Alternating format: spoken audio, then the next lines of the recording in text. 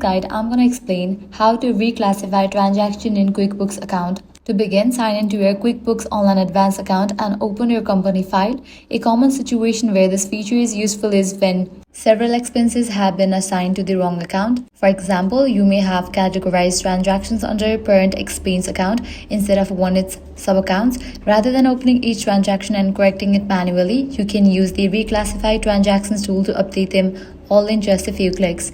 From your QuickBooks dashboard, click the settings icon and select Reclassify Transaction.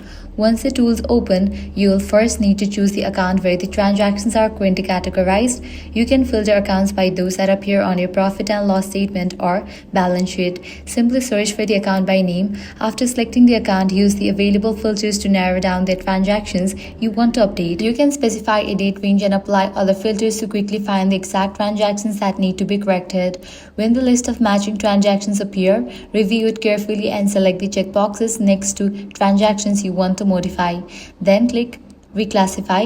On the next screen, you'll be able to change the account, assign a different class, update the location, or make any other available classification changes. This feature is especially helpful if you have recently started using classes or locations and need to assign them to many existing transactions at the same time. After selecting the new account, class, or location, review your changes one last time and click Apply. QuickBooks will automatically update all the selected transactions in a single step, eliminating the need to edit them individually.